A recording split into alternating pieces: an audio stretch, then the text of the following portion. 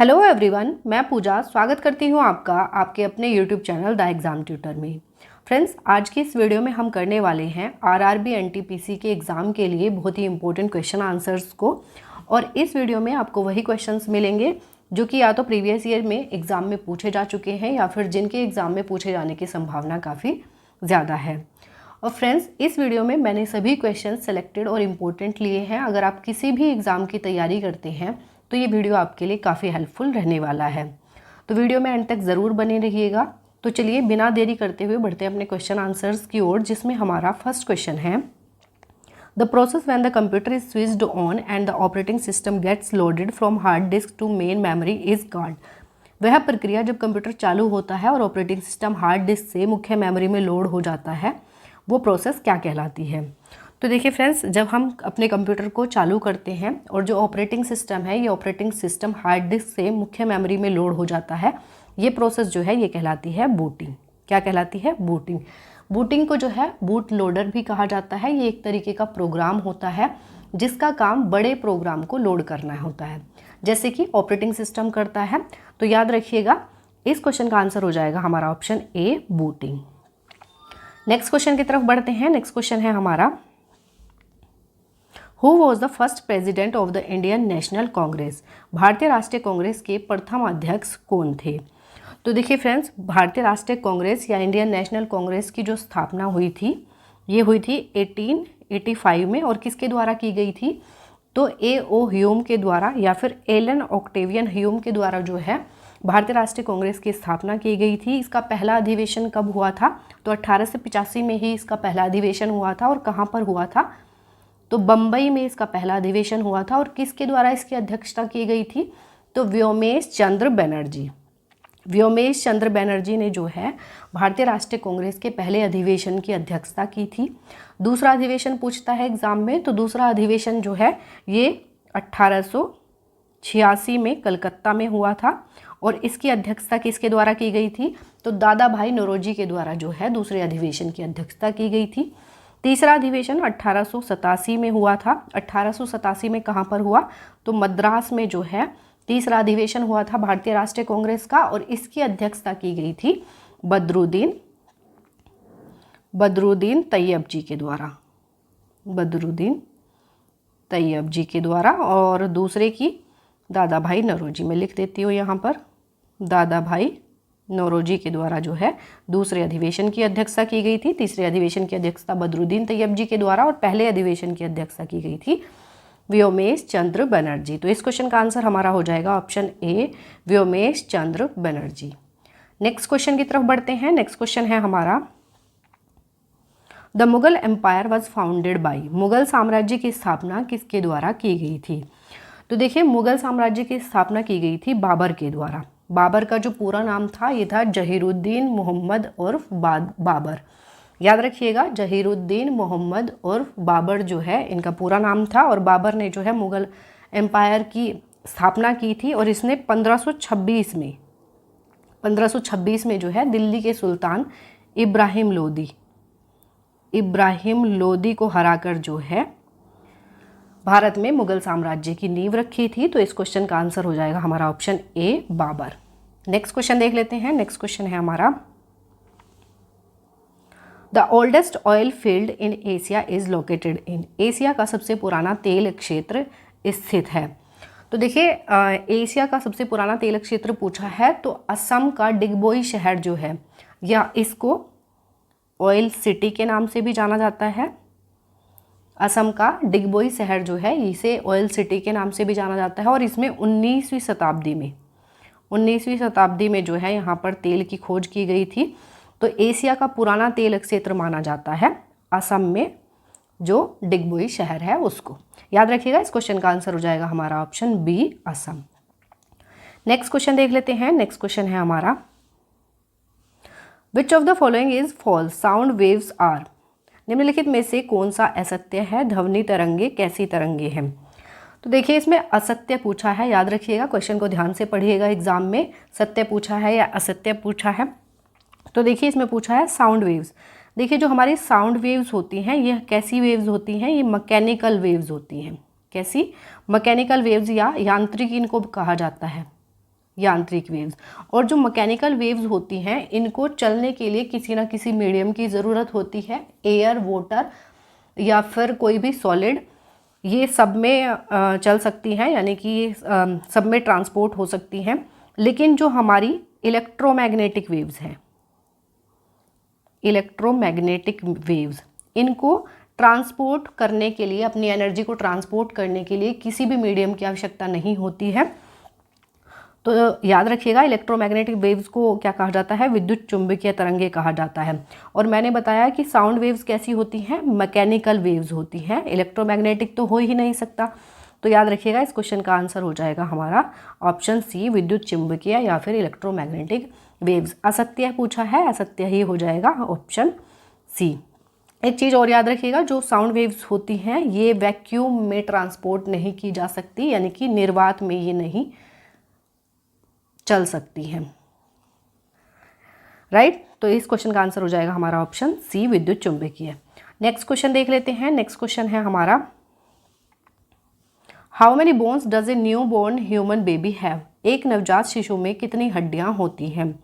तो देखिए, जो बच्चों का जो मोस्टली स्केलेटन होता है ये किसका बना होता है?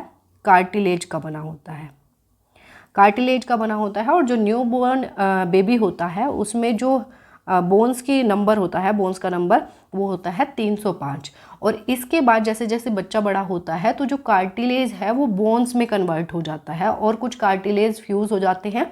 और कितनी बचती हैं बोन्स, कितनी बचती हैं? तो 206 बचती हैं, यानी कि बच्चों में 305 पाई जाती हैं और जो एडल्ट्स होते हैं उनमें 206 पाई जाती हैं। और जो कार्टिलेज से, देखिए, कार्टिलेज से जो बोन बनने की जो प्रोसेस है इसको कहा जाता है ओसिफिकेशन। याद रखिएगा, एग्जाम में पूछा जाता है, काफ़ी इम्पोर्टेंट है। ओसिफिकेशन क्या कहा जाता है? कार्टिलेज से बोन्स में जो कन्वर्ट होने की प्रोसेस है उसे कहा जाता है ओसिफिकेशन। तो इस क्वेश्चन का आंसर हो जाएगा हमारा ऑप्शन ए, 305।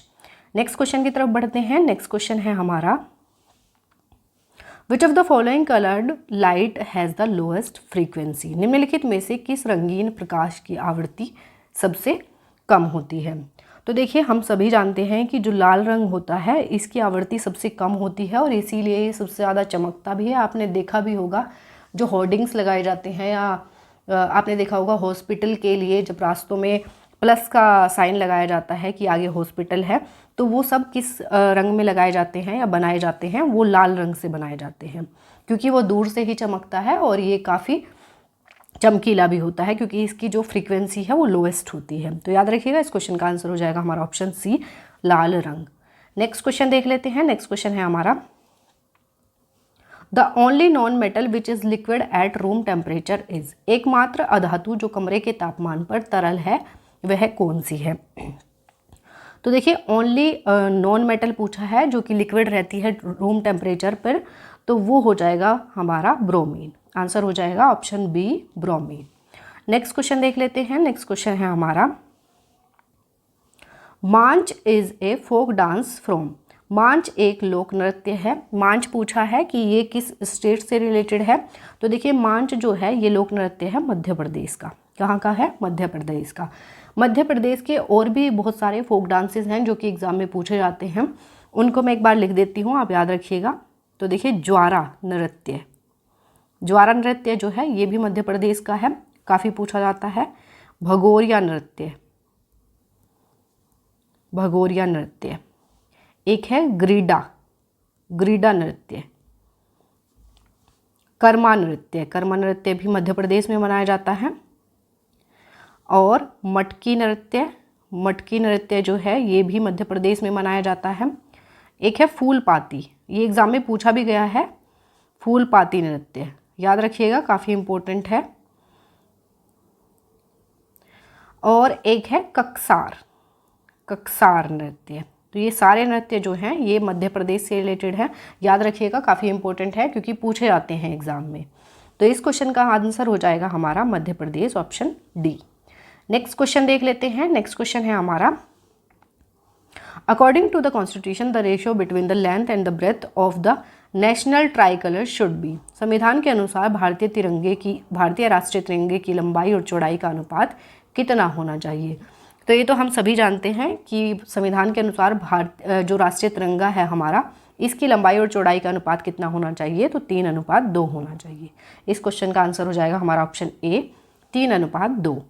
नेक्स्ट क्वेश्चन देख लेते हैं। नेक्स्ट क्वेश्चन है हमारा, इन 1981 इसरो लॉन्च्ड इंडियाज फर्स्ट जियो स्टेशनरी सैटेलाइट कॉल्ड। 1981 में इसरो ने भारत का पहला भूस्थैतिक उपग्रह लॉन्च किया जिसे कहा जाता है। तो देखिए 19 जून 1981 को जो है भारत ने अपना पहला जियो स्टेशनरी सैटेलाइट लॉन्च किया था और जिसका नाम था एप्पल। क्या नाम था? APPLE, एप्पल जो है इसका नाम था। अब देखिए इसरो की बात आती है। इसरो की फुल फॉर्म क्या है?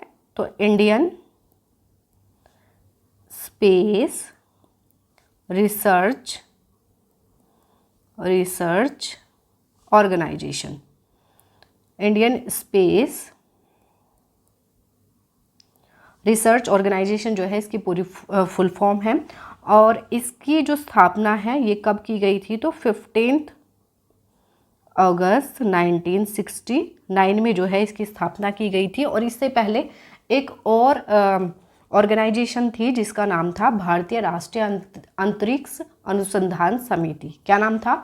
भारतीय राष्ट्रीय अंतरिक्ष अनुसंधान समिति। उसको इनकोस्पार भी कहा जाता था। क्या? INCOSPAR, इनकोस्पार भी कहा जाता था। और इसकी स्थापना कब हुई थी? तो 1962 में जो है इसकी स्थापना की गई थी। और इसी का जो है स्थान किसने लिया बाद में?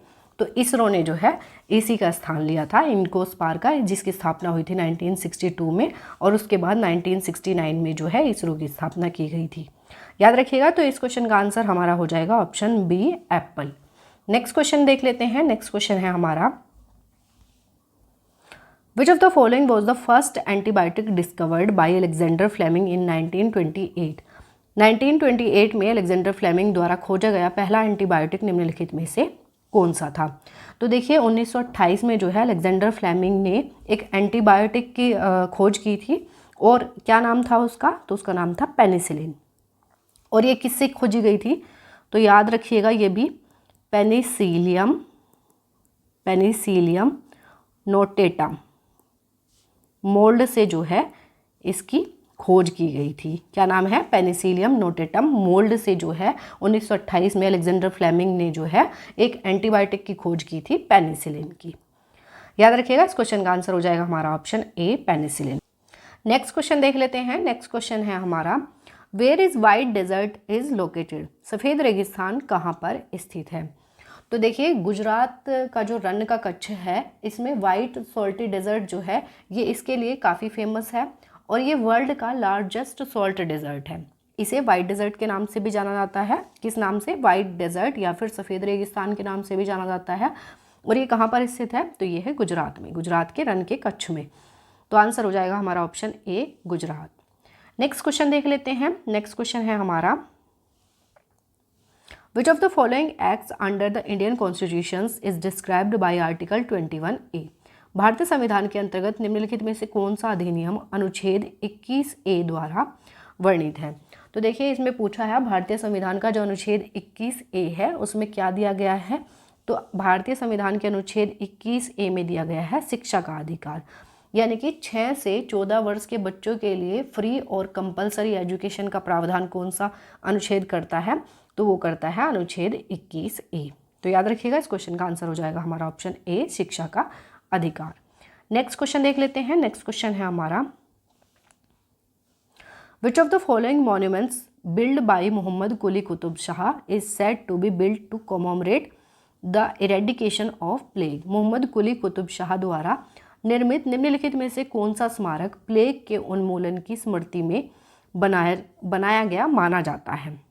तो देखिए मोहम्मद कुली कुतुब शाह द्वारा निर्मित की गई थी चार मीनार। और इसे माना जाता है कि इस स्मारक को प्लेग के उन्मूलन की स्मृति में बनाया गया था। और ये चार मीनार है कहाँ पर? तो ये है हैदराबाद में। कहाँ पर है? हैदराबाद में। याद रखिएगा। इस क्वेश्चन का आंसर हो जाएगा हमारा ऑप्शन बी चार मीनार। नेक्स्ट क्वेश्चन देख लेते हैं। नेक्स्ट क्वेश्चन है हमारा, which of the following is not an example of a word processor? निम्नलिखित में से कौन सा वर्ड प्रोसेसर का उदाहरण नहीं है? तो देखिए इसमें से जो है माइक्रोसॉफ्ट एक्सेल जो है ये वर्ड प्रोसेसर का उदाहरण नहीं है। बाकी IBM lotus symphony, Microsoft word और गूगल डॉक्स जो है ये वर्ड प्रोसेसर के एग्जाम्पल हैं। तो याद रखिएगा इस क्वेश्चन का आंसर हो जाएगा हमारा option D, Microsoft Excel. Next question देख लेते हैं। नेक्स्ट क्वेश्चन है हमारा, how high is the badminton net at the centre? केंद्र में बैडमिंटन का नेट कितना ऊंचा होता है? तो देखिए बैडमिंटन के नेट से दो तरीके से क्वेश्चन पूछे जाते हैं, कभी कभी किनारों पर पूछ लेता है या फिर एजेस इसको कहा जाता है, और या फिर सेंटर में पूछता है। इस क्वेश्चन में सेंटर में पूछा है तो हम दोनों देख लेते हैं। देखिए अगर पूछा जाए एजेस पर जो नेट की ऊंचाई होती है वो होती है 1.55 मीटर, या फिर इसको कह सकते हैं हम 5.1 फीट, राइट। और अगर सेंटर में अगर पूछा जाए तो इसकी ऊंचाई होती है 1.524 मीटर या फिर 5 फीट। तो याद रखिएगा ये है किनारों की और ये है केंद्र की। अब इस क्वेश्चन में केंद्र की पूछा है तो केंद्र की आंसर हो जाएगा, इसमें फीट में दिया है तो इस क्वेश्चन का आंसर हो जाएगा 5 feet. Option A will be the right answer. Next question देख लेते हैं। नेक्स्ट क्वेश्चन है हमारा,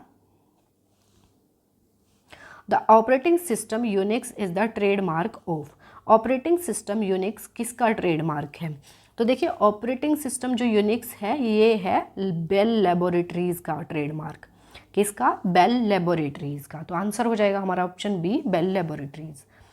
नेक्स्ट क्वेश्चन देख लेते हैं। नेक्स्ट क्वेश्चन है हमारा, the first large scale electrical air conditioning was invented and used in 1902 by? प्रथम बड़े पैमाने पर विद्युत एयर कंडीशनिंग का आविष्कार और उपयोग 1902 में किसके द्वारा किया गया था? तो देखिए बड़े पैमाने पर पूछा है, प्रथम बड़े पैमाने पर जो एयर कंडीशनर होते हैं इनका जो इन्वेंशन है 1902 में किया गया था विलिस कैरियर के द्वारा। किसके द्वारा? विलिस कैरियर के द्वारा जो है एयर कंडीशनिंग का इन्वेंशन किया गया था। तो इस क्वेश्चन का आंसर हो जाएगा हमारा option A, Willis Carrier. Next question की तरफ बढ़ते हैं। नेक्स्ट क्वेश्चन है हमारा, which of the following is the most common kidney stone forming compound? निम्नलिखित में से कौन सा किडनी स्टोन बनाने वाला सबसे आम यौगिक है? तो देखिए जो किडनी में स्टोन्स बनते हैं जिन्हें पथरी आमतौर पर कहा जाता है, तो ये किसके द्वारा बनते हैं? तो ये होते हैं कैल्शियम ऑक्जेलेट। कैल्शियम ऑक्जेलेट के छोटे छोटे क्रिस्टल्स पाए जाते हैं और ये फ्यूज होकर के किडनी स्टोन बना लेते हैं। इस क्वेश्चन का आंसर हो जाएगा हमारा ऑप्शन ए, कैल्शियम ऑक्जेलेट। याद रखिएगा। नेक्स्ट क्वेश्चन की तरफ बढ़ते हैं। नेक्स्ट क्वेश्चन है हमारा,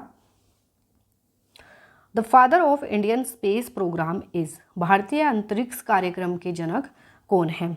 तो देखिए भारतीय अंतरिक्ष कार्यक्रम के जो जनक हैं इन्हें माना जाता है डॉक्टर विक्रम ए साराभाई को। इनका पूरा नाम था डॉक्टर विक्रम अम्बालाल साराभाई। तो इस क्वेश्चन का आंसर हो जाएगा हमारा ऑप्शन बी, विक्रम ए साराभाई। नेक्स्ट क्वेश्चन देख लेते हैं। नेक्स्ट क्वेश्चन है हमारा, the filament of A light bulb is made up of? एक प्रकाश बल्ब का फिलामेंट बना होता है। तो देखिए जो इलेक्ट्रिक बल्ब होता है इसका जो फिलामेंट होता है वो किसका बना होता है? तो ये बना होता है टंगस्टन का। किसका? टंगस्टन का। अब इलेक्ट्रिक बल्ब की बात आती है तो इसकी जो खोज है ये किसने की थी? तो थॉमस अल्वा एडिसन ने जो है इसकी खोज की थी। और कब की थी? तो 1879 में जो है इसकी खोज की गई थी। तो याद रखिएगा इस क्वेश्चन का आंसर हो जाएगा हमारा option C, tungsten. Next question देख लेते हैं। नेक्स्ट क्वेश्चन है हमारा, what is C12H22O11 also known as? C12H22O11 को किस नाम से भी जाना जाता है? तो देखिए C12H22O11 इसको कहा जाता है सुक्रोज। क्या कहा जाता है? सुक्रोज। और ये किसके कंडेंसेशन से बनती है या किसके मिलने से बनती है? तो ये ग्लूकोज प्लस फ्रक्टोज से मिलकर बनी होती है सुक्रोज। और इसको नॉर्मल आम भाषा में क्या कहा जाता है? चीनी कहा जाता है। याद रखिएगा इस क्वेश्चन का आंसर हो जाएगा हमारा ऑप्शन बी, चीनी। नेक्स्ट क्वेश्चन देख लेते हैं। नेक्स्ट क्वेश्चन है हमारा, in tennis hard court is the type of court whose surface is made up of? Tennis में हार्ड कोर्ट एक प्रकार का कोर्ट है जिसकी सतह बनी होती है। किसकी बनी होती है, ये पूछा है इस क्वेश्चन में। तो देखिए जो हार्ड कोर्ट होता है टेनिस में, हार्ड कोर्ट का मतलब होता है जिस फ्लोर पर वो गेम खेला जाता है उसे कहा जाता है हार्ड कोर्ट। और जो हार्ड कोर्ट है टेनिस में ये हार्ड मटेरियल का बना होता है, जैसे कि एसफाल्ट या फिर कंक्रीट का। याद रखिएगा इसमें एसफाल्ट नहीं दिया है क्वेश्चन में, ऑप्शन में इसमें कंक्रीट दिया है, तो कंक्रीट आंसर हो जाएगा। लेकिन दो तरीके से क्वेश्चन पूछा जा सकता है, एसफाल्ट भी दे करके ऑप्शन में पूछ लिया जाता है। तो याद रखिएगा एसफाल्ट या फिर कंक्रीट की बनी होती है। तो इस क्वेश्चन का आंसर होगा हमारा ऑप्शन ए कंक्रीट। नेक्स्ट क्वेश्चन देख लेते हैं। नेक्स्ट क्वेश्चन है हमारा, the national song of India was composed by, Bharat का राष्ट्रीय गीत किसके द्वारा रचा गया था। तो देखिए इम्पोर्टेंट है, याद रखिएगा इसमें राष्ट्रीय गीत पूछा है, राष्ट्रीय गान नहीं पूछा है। राष्ट्रीय गान अलग होता है, राष्ट्रीय गान का आंसर जो है वो अलग होगा, राष्ट्रीय गीत का आंसर अलग बनेगा। तो देखिए राष्ट्रीय गीत जो है किसके द्वारा रचा गया था, ये रचा गया था बंकिम चंद्र चटर्जी के द्वारा। अगर राष्ट्रीय गान पूछा जाए तो राष्ट्रीय गान का आंसर हो जाएगा रविंद्रनाथ टैगोर। तो देखिए बंकिम चंद्र चटर्जी के द्वारा जो है एक उपन्यास लिखा गया था जिसका नाम था आनंद मठ। क्या नाम था, आनंद मठ। और कब लिखा गया था, तो ये लिखा गया था 1882 में। और ये जो उपन्यास लिखा गया था ये दो भाषाओं में लिखा गया था, बंगाली और संस्कृत। ये मैं इसलिए बता रही हूँ क्योंकि एग्जाम में ये क्वेश्चन पूछा जा चुका है कि आनंदमठ उपन्यास कितनी भाषाओं में लिखा गया है। तो बंगाली और संस्कृत दो भाषाओं में ये लिखा गया है और ये 1882 में लिखा गया था। और आनंदमठ में ही जो है राष्ट्रीय गीत जो है इनके द्वारा लिखा गया था और वहीं से इसको लिया गया है। हमारा जो राष्ट्रीय गीत है वो है वंदे मातरम। कहाँ से लिया गया है, तो आनंद मठ से लिया गया है, याद रखिएगा। तो इस क्वेश्चन का आंसर हो जाएगा हमारा option B Bankim Chandra Chatterjee. So friends ये हमारे 25 क्वेश्चंस यहीं कंप्लीट होते हैं। आई होप ये वीडियो आपको पसंद आई होगी और ये वीडियो आपको अच्छी लगती है, हेल्पफुल लगती है तो वीडियो को लाइक और चैनल को सब्सक्राइब जरूर कर दीजिएगा। मिलेंगे नेक्स्ट वीडियो में नए क्वेश्चंस के साथ। तब तक के लिए wish you all the best, take care and thank you.